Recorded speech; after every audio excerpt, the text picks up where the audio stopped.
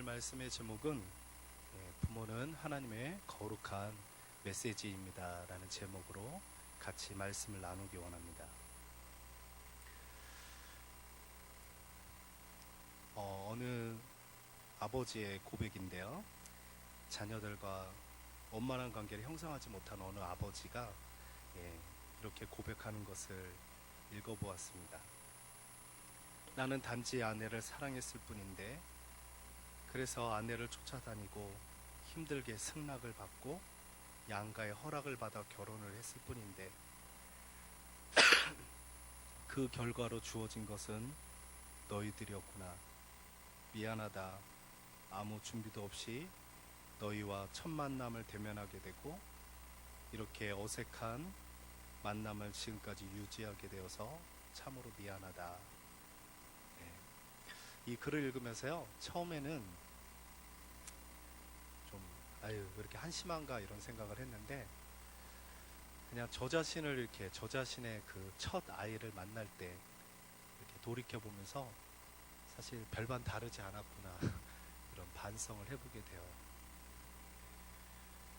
어떻게 보면 남성들에게 있어서는 그 아이를, 첫 아이를 만나기까지 사실 큰 준비를 하지 못하고 첫 아이를 만나게 될 때가 참 많이 있어요.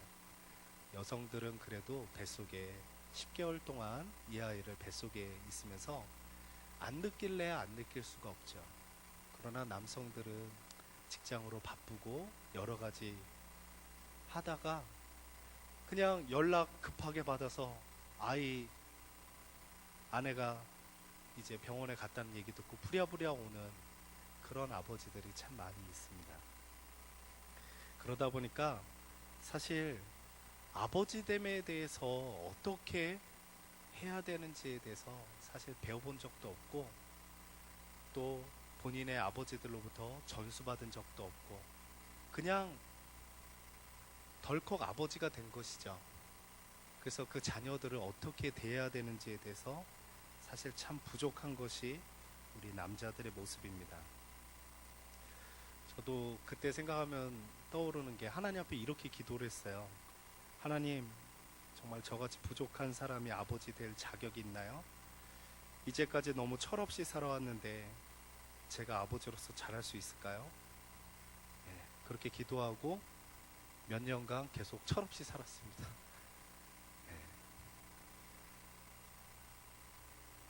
그런데 우리가 말씀을 통해서 아버지됨과 부모됨에 대해서 이렇게 깨닫게 되면서 다른 가치관들이 이렇게 세워지게 되었습니다. 그리고 목회자로서 이것을 준비시키는 게 정말 중요하구나, 이런 것을 깨닫게 되었어요. 여러분, 그 신약의 지상명령 많이 들어보셨죠? 신약의 지상명령 아십니까? 기억하시죠? 우리 한번 PPT 한번 띄워주실래요? 여러분이 다 아시는 이야기를 말씀입니다. 한번 읽어볼까요? 예수께서 나와 말씀하여 이르시되 하늘과 땅의 모든 권세를 내게 주셨으니 그러므로 너희는 가서 모든 민족을 제자로 삼아 아버지의 아들과 성령의 이름으로 세례를 베풀고 내가 너희에게 분부한 모든 것을 가르쳐 지키게 하라. 볼지어다 내가 세상 끝날까지 너희와 항상 함께 있으리라 하시니라. 이 말씀을요, 압축하면 모든 민족을 제자 삼고 세례를 주고 하나님께서 분부한 모든 것을 가르쳐 지키게 하라는 거예요. 여러분, 구약의 지상명령을 아십니까? 들어본 적 있으십니까? 구약에? 여러분이 여기에 계신 분은 한 번도 빠지지 않고, 한 분도 빠지지 않고 구약의 지상명령을 읽어보셨습니다. 모르셔서 그렇죠. 오늘 읽은 본문입니다. 같이 한번 보실까요? 18절 19절, 창세기 18장 18절 19절 같이 한번 볼까요? 아브라함은 강대한 나라가 되고 천하 만민은 그로 말미암아 복을 받게 될 것이 아니냐. 내가 그로 그 자식과 권속에게 명하여 여호와의 도를 지켜 의와 공도를 행하게 하려고 그를 택하였나니 이는 나 여호와가 아브라함에게 대하여 말한 일을 이루려 함이니라. 여러분, 이 본문이요, 잘 안 나와닿을 수 있어요. 왜냐하면 우리가 익숙하게 하는 표현들이 아니기 때문에. 그런데 이것을 표준세 번역으로 여러분이 보면은요, 쉽게 와닿습니다. 보십시오.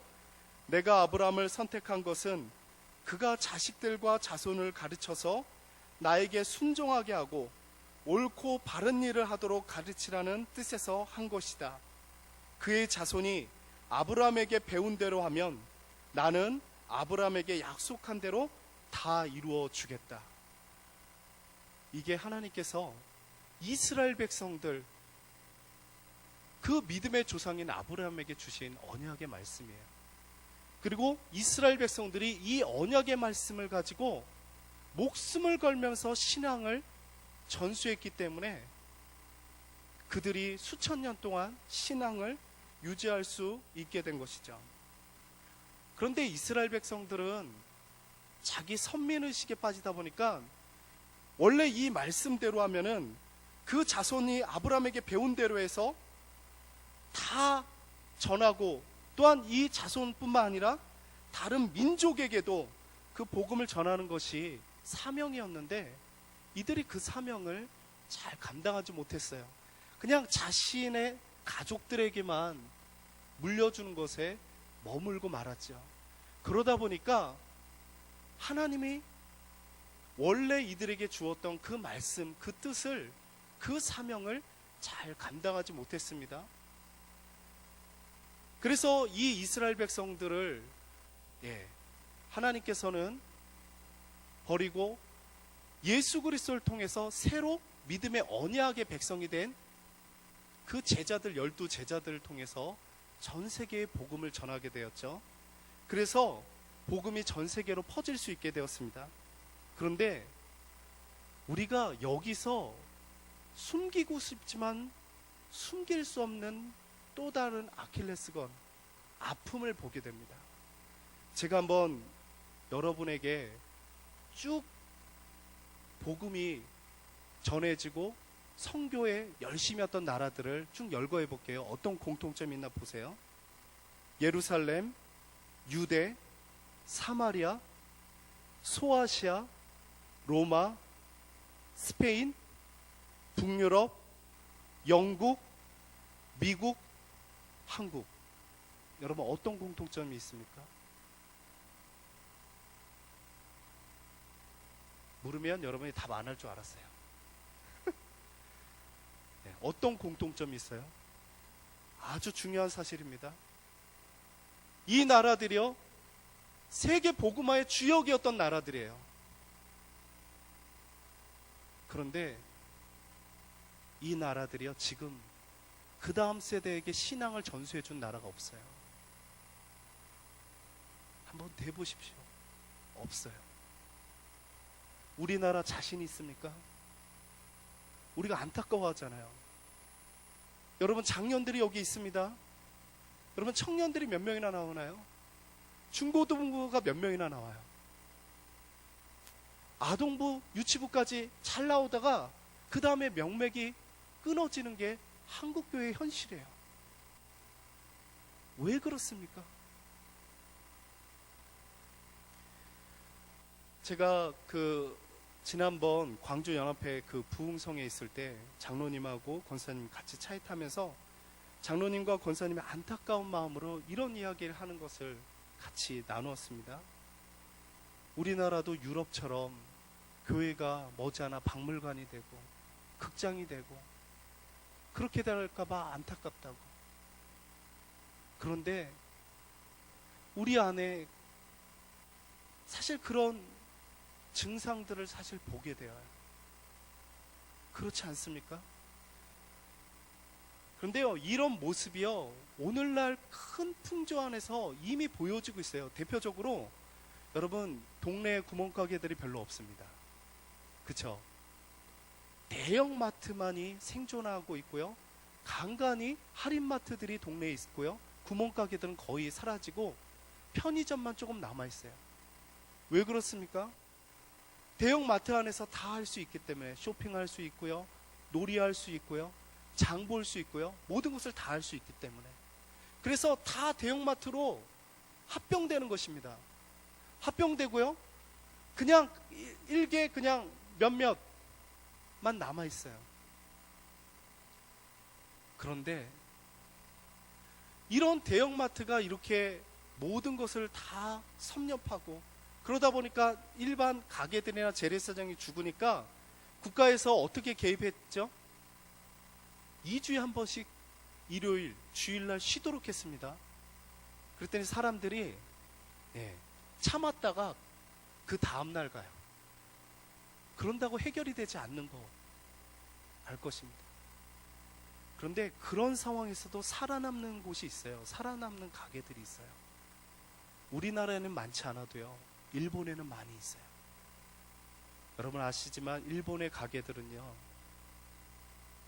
음식점이든 일반 가게들 중에 대대로 아버지, 할아버지, 그 할아버지 전부터 물려받아서 장인의 정신으로 그 가게를 운영하는 가게들이 있습니다. 음식점들이 있습니다.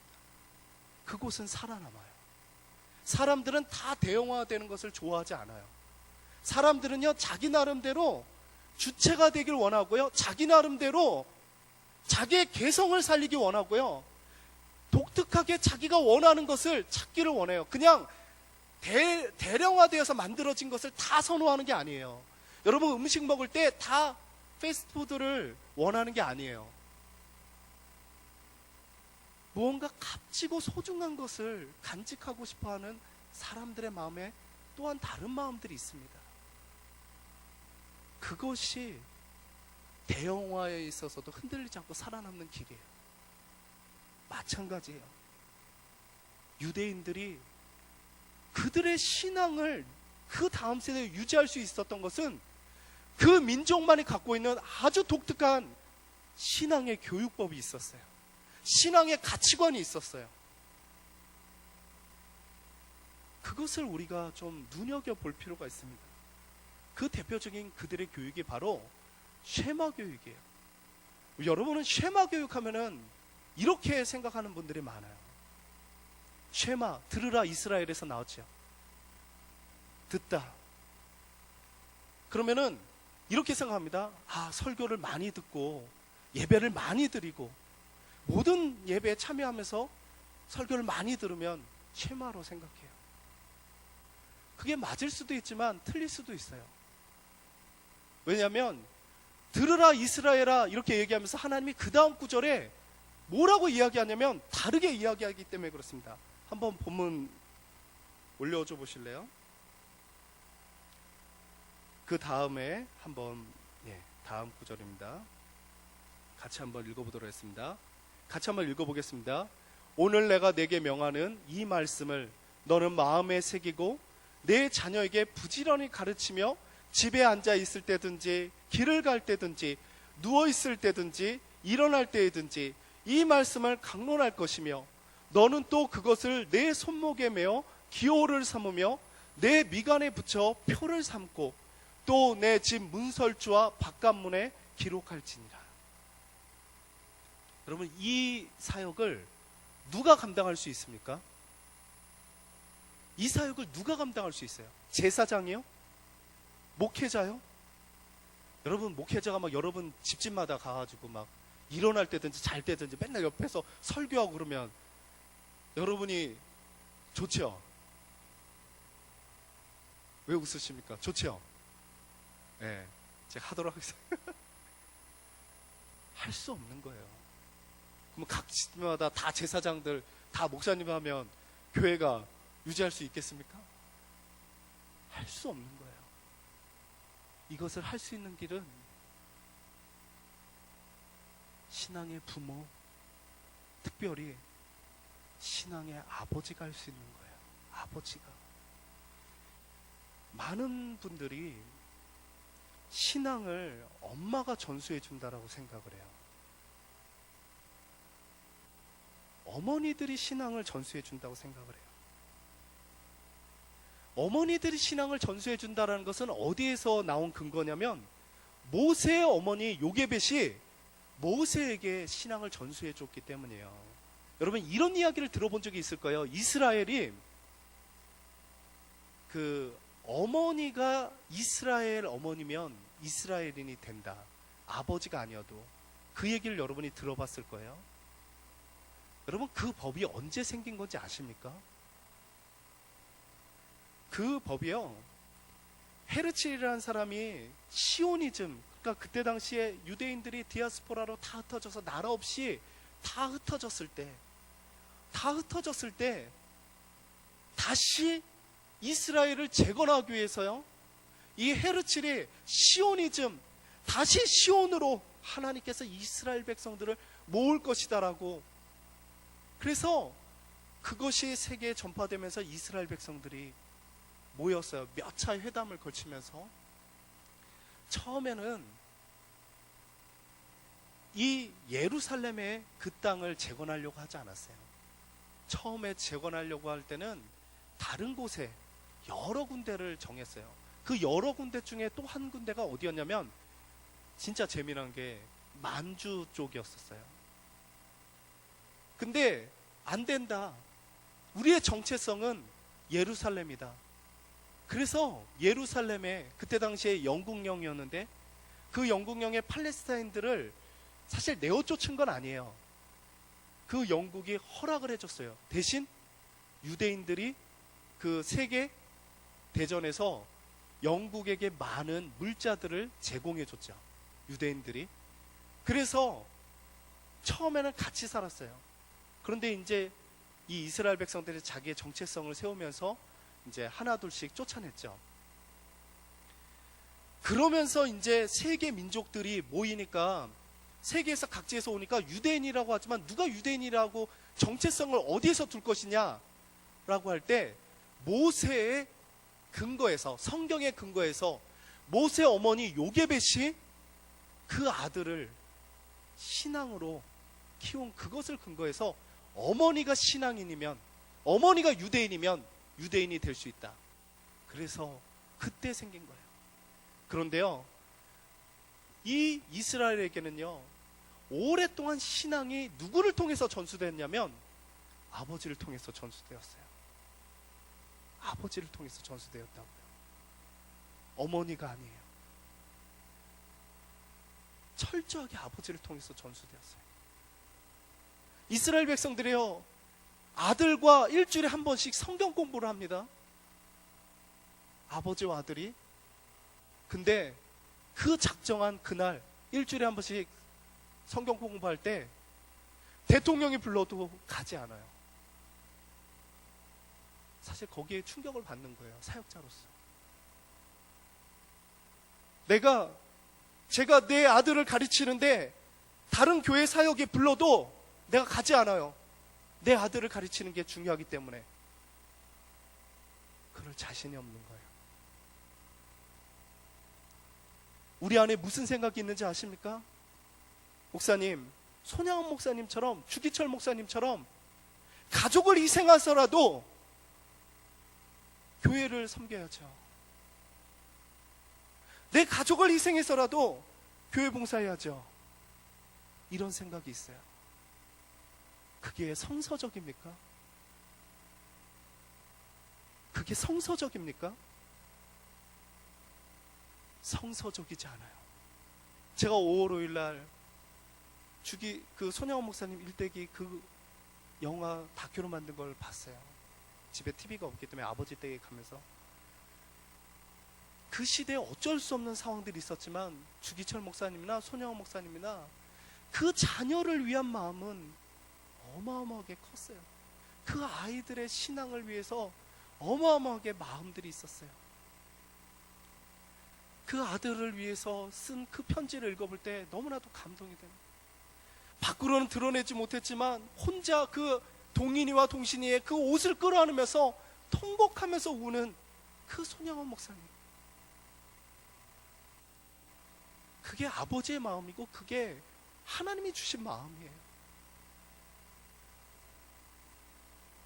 근데 우리는 잘못된 신앙관을 갖고 있어요. 내 가족을 희생해서 다른 사람을 구원한다?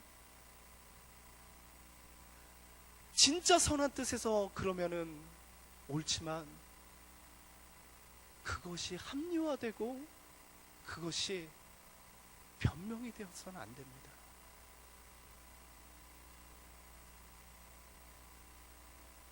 우리는 우리 자녀들을 특별히 아버지들이 제자화해야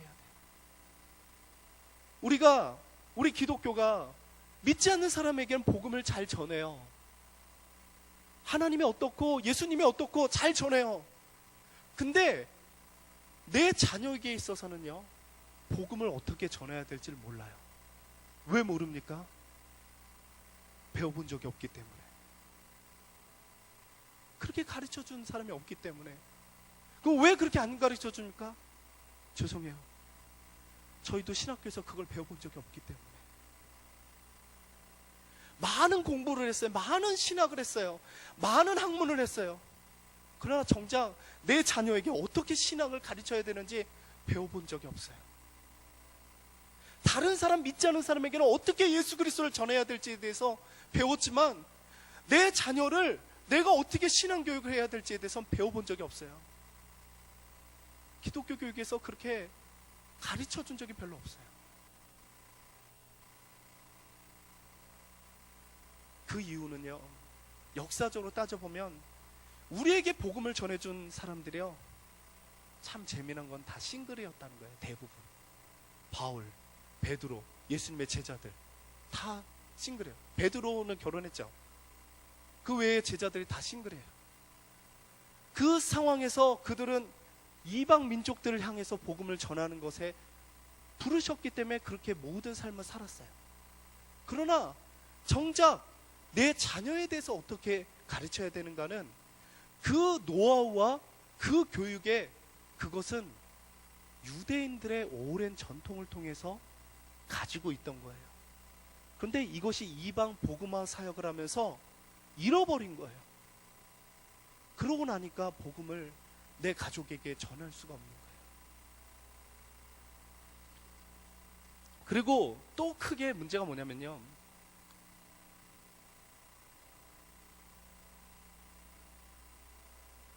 성경의 필요성과 성경의 재미에 대해서 성도들이 피부로 와닿지가 않아요. 여러분 막 와닿습니까? 솔직하게 얘기해 보십시오. 여러분이 피부로 와닿는지 안 닿는지 제가 한 질문으로 알 수 있습니다. 여러분 성경을 과외받아 보신 분 있습니까? 성경을 과외받아 보신 분. 여러분 자녀에게 성경을 과외시킬 생각이 있으신 분? 제가 돈 벌 뻔했는데 여러분을 통해서 그걸 놓쳤어요. 잘 보세요. 여러분이 다른 교육을 위해선 돈을 쓰죠. 몬테소리, 가베, 프레벨, 구몬, 웅진, 논술, 수학, 영어. 여러분 돈 쓰잖아요. 그런데 여러분 성경을 배우는 것에 대해서는 돈 안 써요. 과외시킬 생각 없어요. 왜? 그 필요성과 중요성을 못 느끼기 때문에. 제 말이 거짓말입니까? 한번 우리의 양심을 두고 한번 솔직하게 보십시오. 이 성경이 나에게 어떤 영향력을 줄 것인가에 대해서 우리는 불확실해요. 그 원인이 무엇입니까? 그것은 사실 우리가 잘못한 것이 많죠. 성경을 때로는 역사책처럼 가르치거나, 성경을 때로는 믿음이란 전제 아래 신화적인 책처럼 가르치거나, 그렇게 할 때가 너무나도 많았기 때문에 그렇습니다. 그런데 성경은요, 굉장히 논리적으로 이성을 사용해서 수많은 토론으로 창조적인 사고를 가지고 성경을 배워야 되는 것이고요, 가르쳐야 되는 것입니다. 이런 면에서 예배만이 한계성이 있어요. 왜냐하면 예배는 주가 설교이기 때문에 그렇습니다. 여러분 설교를 제가 하는데 여러분이 저한테 목사님 이거는 어떻게 되십니까? 하고 질문할 수 있습니까?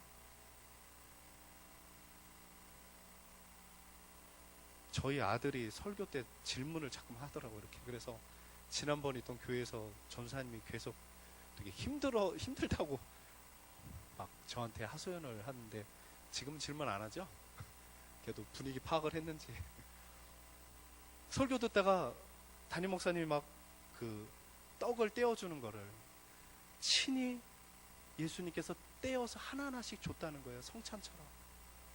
그래서 딱 말씀을 마쳤는데 아들이 갑자기 손을 들면서 목사님, 생선을 어떻게 나눠줬어요? 생선은? 그러는 거예요. 네. 이스라엘의 역사를 보면은요, 설교를, 예배를 드릴 수 없던 시절이 있었어요. 바벨론의 포로가 되고요. 이스라엘 백성들이 로마의 포로가 되었을 때 예배를 드릴 수 없는 시기가 있었어요. 그때 발달한 것이 무엇이냐면 회당이에요. 회당. 회당은 뭐냐면 말씀을 근거로 해서 서로 이야기를 나누는 거예요. 철학처럼. 왜? 예배를 드리면 다른 신을 섬기는 거기 때문에 안 되는 거예요. 그러니까 이스라엘 백성들이 오랜 전통 안에 있던 말씀을 토론하는 걸로 토론을 했어요. 그것이 바로 회당입니다. 그래서 예수님이 회당에서 강론을 하는 것이죠.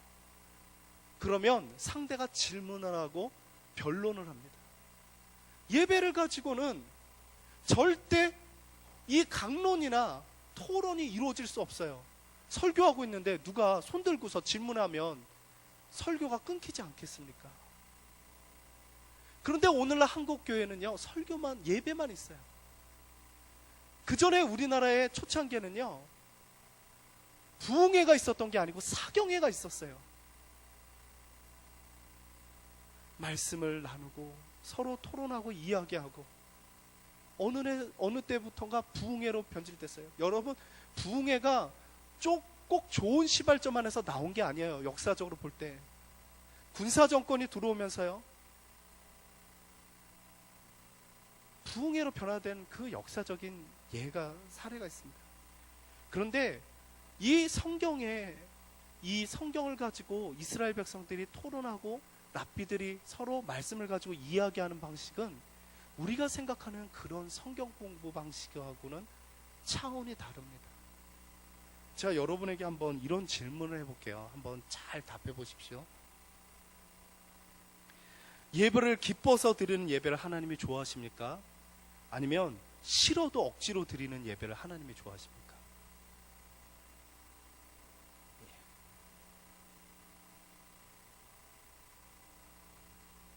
'어려우신가요?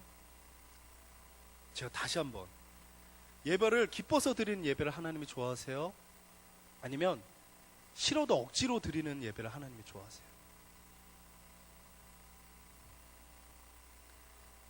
네. 1번이에요, 2번이에요? 그렇게 하는 게 낫겠네요. 1번이에요, 2번이에요?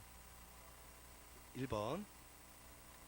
11조를 기뻐서 드리는 11조를 하나님이 원하세요? 아니면 싫어도 억지로 드리는 11조를 원하세요? 1번. 랍비들은 2번이라고 생각합니다. 왜 그런지 아십니까? 내가 기뻐서 드리는 거는요, 내가 안 기쁘면 안 드릴 수 있어요. 내가 싫어서 드릴 때는요, 기쁘면 더 드려요. 그래서 그들의 신앙관에서는요, 내가 헌금을 하든 봉사를 하든 그 안에서 믿음의 수준이 구별할 수 있는 기준들이 있어요. 이것은 어떻게 해서 나오게 된 거냐면요, 우리가 일방적으로 듣는 설교를 통해서 이런 사고가 나오지 못해요. 수없는 토론을 통해서 그들이 하나님의 말씀을 근거해서 수없는 토론을 통해서 무엇을 하나님이 더 기뻐하실까를 찾아가면서 나온 거예요. 그래서 성경은 유대인에게는 39권밖에 없잖아요. 근데 탈무드는요, 예루살렘 대학의 밑에 한 층을 다 차지하는 게 탈무드예요. 왜? 탈무드는 계속 성경을 통해서 해석하고 그 시대에 맞게 적용해가지고 계속 지혜가 모아지는 거예요. 우리의 성경이 왜 재미없는가? 이 성경이 옛날 이야기로 들려지기 때문에 그래요. 이것이 내 지금 직장에서 내 상사하고 부딪히는 문제 가운데서 이것이 이렇게 응용되어지고 이야기되어진다면, 내 남편과 내 아내와 갈등 관계 속에서 있는데 이것이 성경이 이렇게 지혜롭게 나에게 가르침을 준다면 성경을 읽는, 성경을 공부하는 마음들이 달라집니다. 그런데 우리가 하는 방식은요, 다 주입식이에요. 여러분, 암기식하고 주입식하고 차이가 있습니다. 여러분, 암기는 굉장히 중요해요. 여러분, 공부할 때 기본적으로 암기를 해야만 공부할 수 있어요. 늘 내가 읽는데 새로워. 막, 그 다음날 새롭고, 늘 새롭네. 막, 내가 천국의 기쁨인가 보다. 공부할 때마다 늘 새롭게. 그러면은 공부하기 힘들어요. 이스라엘 백성들에게 있어서는요, 6학년 전까지는 이 성경을 거의 외우도록 시킵니다. 특히 모세오경은 달달달 외워요. 그 다음에 부터 고학년이 되어서는요, 토론을 합니다. 그걸 가지고. 그러면 성경에서 가난한 자에 대해서 어떻게 얘기합니까? 어떻게 얘기해요? 아니, 담임 목사님께서 그렇게 팔복에 대해서 8주 가까이, 심령이 가난하다는 건 마태복음에 나오고요, 누가복음에선 가난한 자라고 나옵니다. 예수님께서 새로운 시각을 보여주셨죠. 잠언에 나오는 가난한 자, 게으름에 근거한 가난한 자, 어떻게 얘기합니까? 미련하고 의롭지 못한 사람으로 여기는 것이죠. 그래서 똑같은 가난한 자에 대해서도요, 성경이 다른 관점으로 얘기합니다. 왜? 중심이 다르기 때문에. 심령의 가난함이 다르고요, 게을러서 가난한 게 다르기 때문에, 똑같이 보이는 것 같을지라도 그 동기가 다르기 때문에 성경은 다르게 이야기합니다. 그런데 우리가 교회에서 제일 무서운 사람이요, 하나만 알고 둘은 모르는 사람이 제일 무서워요. 왜? 무조건 우기기 때문에. 무조건 우기는 사람을 이길 수가 없는 거예요. 목회자도 못 이겨요. 그래서 교회에서는요, 이런 사람들이 간혹 있어요. 웃자고 얘기했는데 막 죽자고 덤비는 사람들이 있어요. 도대체 어떻게 해야 될지 모르겠는 거예요. 이렇게 막. 성경은 여러분, 아이들이 토론이나 이런 것을 안 좋아할 것처럼 여기지만 굉장히 좋아합니다. 아이들은요, 죽어있는 공부 방식들을 싫어하고요, 서로 이야기 나누고 궁금한 걸 묻고 서로 나누는 것을 좋아합니다. 제가 얼마 전에 어느 잘 모르고 그 이슬람 거기 어떤 인성교육이라고 해서 이렇게 교육하는 그 책을 봤어요. 나중에 이렇게 보니까 그게 이슬람에서 나온 거더라고요. 근데 제가 그 책을 보고서 사실 속으로 굉장히 깜짝 놀랐어요. 왜 깜짝 놀랐냐면 수준이 높아서. 수준이 높고요, 그것을 전하는 방식이 체계적이어서 제가 사실 굉장히 깜짝 놀랐고, 사실 사역자라서 굉장히 부끄러웠어요. 왜 그들은 그런 걸 만들어내고 왜 교회는 못 만들어내는가? 교회는 개교의 중심으로 있기 때문에. 여러분, 천주교의 영성훈련이요, 굉장히 높아요, 수준이. 그들은 하나로 있기 때문에 교육적인 수준이 굉장히 높게 돼 있어요. 사고하는 부분에서 다릅니다. 성경의 사고방식이 우리가 생각하는 것과 되게 다른, 그렇게 다각도로 묻고 질문하는 걸 통해서 하나님의 뜻을, 그것을 통해서요, 창세기를 바라보고 그것을 통해서 과학에 대해서 관심 갖게 되고요. 그렇기 때문에 유대인들이요, 그 수천 년 동안 2300년 가까이를 나라를 잃었단 말이에요. 나라를 우리가 100년만 잃어도 신앙이 내 다음 세대에 전수되겠습니까? 그런데 이스라엘 백성들이요, 전수가 되는 거죠. 어떻게? 공동체는 무너져도요, 그 아버지가 그 아들을 신앙교육하기 때문에 어떤 방식으로 끊임없이 질문하면서 끊임없이 그 질문의 방식이 대표적인 사람이 누구예요? 여러분이 잘 아는 철학가 소크라테스잖아요. 근데 그보다도 1500년 이상이 기독교에서 이미, 유대교에서 이미 그런 방식으로 신앙교육을 했다고요. 그게 바로 하브르타라는 방식이에요. 그들은 끊임없이 서로 질문하고 질문합니다. 그 뒤에 고차원적으로 질문하고 질문해요. 제가 여러분에게 아주 쉬운 질문인데 한번 여러분 답해 보십시오. 여러분, 성경을 읽을 때, 읽으면서 담배 피면 됩니까? 안 됩니까? 예? 성경을 읽으면서 담배 피면 돼요? 안 돼요? 어렵습니까? 그러면 여러분, 담배 피면서 성경을 읽어야 돼요? 안 읽어야 돼요? 예? 담배 피면서 성경 읽어야 돼요? 안 읽어야 돼요? 예, 읽어야 되죠. 뭐가 맞습니까? 잘 생각해 보십시오. 합리화하고자 이런 얘기를 하는 게 아니에요. 어떤 사람이 아직 신앙이 제대로 안 잡혀 있어요. 술, 담배를 해요. 그 사람에게 신앙인으로서 오게 할 때 술하고 담배를 끊고 오십시오. 그 사람 백날 못 와요. 아유, 술하고 담배 해도 돼요. 우선 와서 예배도 드리고 은혜도 받고 그러면서 하나님이 힘주실 때 끊어도 됩니다. 그렇게 마음의 폭을 넓게 가지면 정말 성령께서 어느 순간에 그 사람을 사로잡고 역사할 때 그걸 끊도록 도와주시죠. 사고가 달라지는 거예요. 사람을 대하는 방식이 달라지는 거예요. 마음의 여유를 갖고 대하게 되는 거예요. 하나님의 관점을 가지고 사람을 대하게 되는 거예요. 그게 바로 성경을 진짜 성경답게 우리가 성경 공부를 할 때 우리에게 가질 수 있는 마음들이에요. 성경 공부한다 그러면 우리는 대부분 역사만을 이렇게 공부할 때가 많아서 딱딱해요.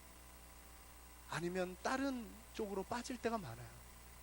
그런데 성경 공부를 할 때 성경이 성경을 해석하도록, 때론 구약이 신약을 해석하고 신약이 구약을 해석하도록, 이것이 섞여서 나중에 내 삶에서 그냥 나올 수 있도록, 그냥 내 삶을 기준을 가지고 성경에다 껴맞추는 것이 아니라 성경이 성경을 그 자체를 말하도록, 그게 바로 루터나 칼빈이 그렇게 외쳤던 말씀이거든요. 성경이 성경을 말하도록 하라. 너의 인간적인 이야기로 말하는 것이 아니라 성경이 성경을 말하도록 하라. 너무나도 중요한 부분입니다.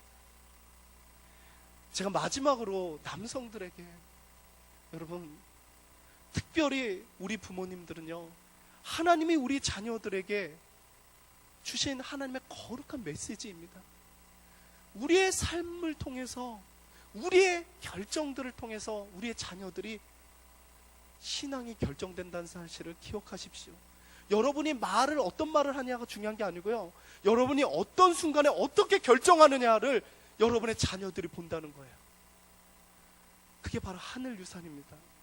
제가 어떤 그 전에 있던 교회에서 그 고등부 학생인데 부모님이랑 이렇게 쭉 따라와요. 이렇게 따라오고서 부모님이랑 이렇게 들어가. 그러다가 다시 나와.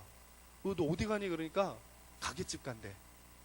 그래, 난 처음에 순수하니까. 얼마나 제가 순수해요. 이렇게, 잘 갔다 와. 안 와. 그 다음 주에도 또 그러고 안 와요. 그래서 다음번에 내가 가게집까지 따라갔어요. 그래서 목사님 왜 따라오셔? 그래서 너가 가고서 길을 잃은 것 같아가지고 내가 다시 너 교회에 데리고 가려고. 근데 걔랑 얘기를 하는 거예요. 걔랑 얘기를 하니까, 너 왜, 야, 너 힘들지도 않냐? 여기까지 왔는데 다시 가게? 좀 쉬었다가 한 50분 예배 동안에 쉬었다가 가면 좋지 않겠냐. 근데 걔가 저한테 이런 얘기를 하는 거예요. 자기 엄마하고 자기 누나는 진짜 가식적이대. 교회에서만 막 울고요, 교회에서 막 착한 척하고요, 집에 가서는 달라진대. 굉장히 가식적이대. 근데 사실 저나 여러분이나 별반 다르지 않을 것 같아요. 거기에 다 자유로울 수는 없을 것 같아요. 그러면 다 그런 연약함들이 있죠.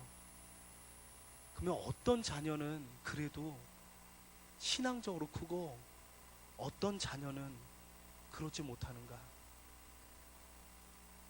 보니까 분명히 연약함이 있지만 그 안에서 지키려고 몸부림을 치면서 그 연약함을 때로는 솔직하게 인정하면서 지켜가려고 몸부림을 치는 부모는요, 자녀들이 그것을 보고서 따라가요. 그러나 그것을 감추고 권위로 억누르면서 너는 이렇게 해야지 라고 당위로 가르치는 사람의 자녀는요, 어긋나게 돼 있는 거예요. 우리가 다 지킬 수 없어요. 그러나 지키려고 몸부림치는 거고 하나님 뜻대로 살아보려고 하는 거고 안 되기 때문에 우는 거고 통회하는 거고 자복하는 거고 회개하는 거죠. 그게 바로 신앙의 자세입니다. 다 지켜요? 다 못 지켜요. 제가 마지막 여러분 아버지들에게 권면하고 싶은 게 있어요. 여러분, 하나님께서 너무 아버지 중심으로 얘기해서 다음번에 할 때는 어머니 중심으로 얘기할게요. 너무 여성들 상처받지 마시고 막 또 와서 이렇게 막 너무 따지지 마시고, 하나님께서 아버지들에게 주신 게 있는데 그게 바로 자녀와 가족을 축복할 수 있는 축복권을 주신 거예요. 하나님께서 특별히 남성에게 주셨어요. 그건 목회자에게만 준 게 아니에요.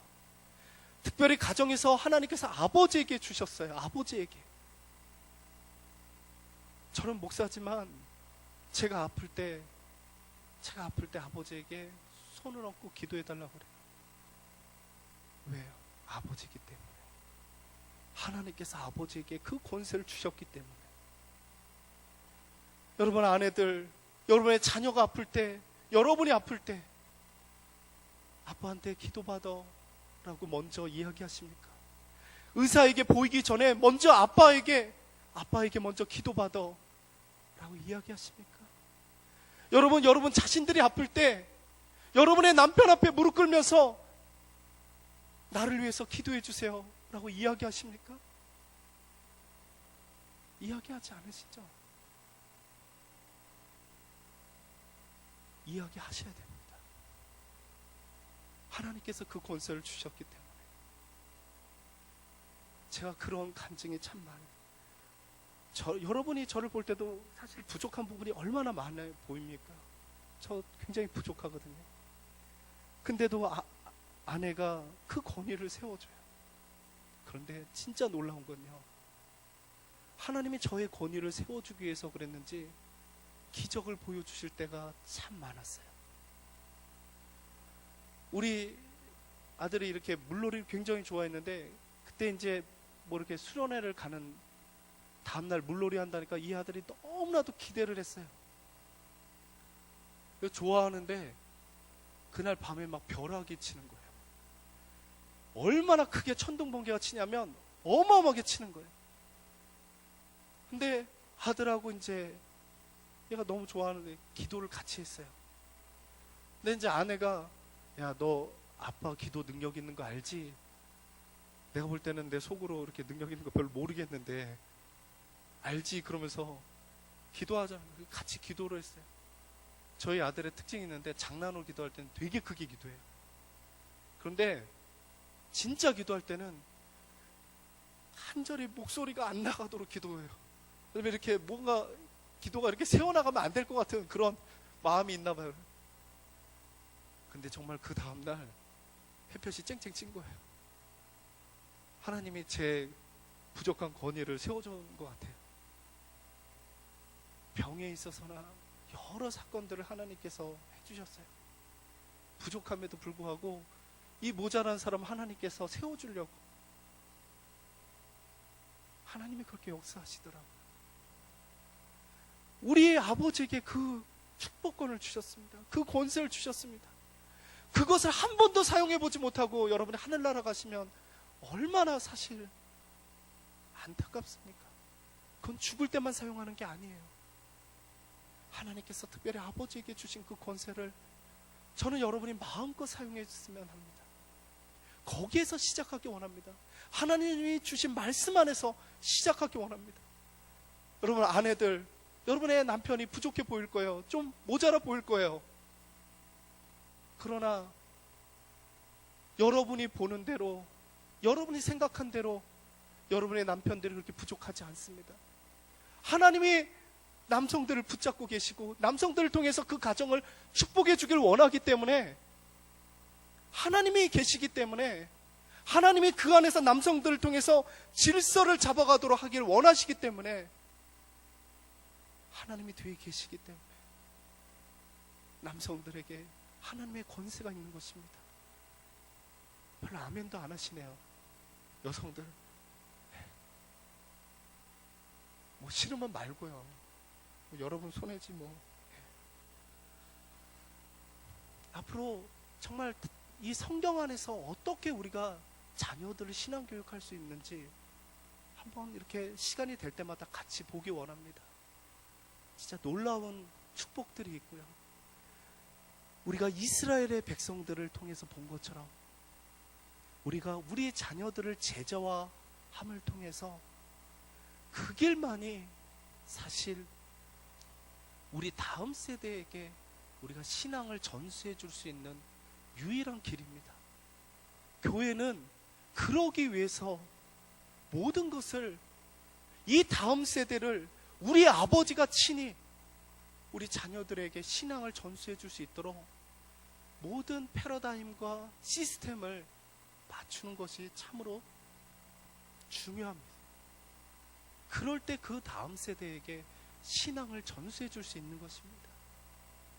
우리 광주 동산교회가 그 소망을 가지고 같이 나갈 수 있기 원합니다. 특별히 제가 이 교회를 보면서 울면서 기도하는 부분이요, 여러분 이 지역이 갖고 있는 놀라운 특징들이 있어요. 뭐냐면 서울 지역에서 이제 빠져나오는 사람들이 이 광주와 하남과 용인과 이 지역에 살게 되어요. 특별히 젊은 사람들이 굉장히 많아요. 왜? 서울의 고가의 집에서 살 수 없기 때문에. 그런데 이 대상들에게 있어서 절대적인 필요가 뭐냐면, 나의 신앙뿐만 아니라 내 자녀를 믿음 안에서 온전히 세워주면은 너무나도 좋겠다라는 마음들이 있어요. 믿음이 없는 사람도요, 내 자녀가 어느 곳에 가서 인성적으로 건강하게 큰다면 보내고자 하는 마음들이 젊은 부부들에게 있다고요. 믿는 사람이나 믿지 않는 사람이나.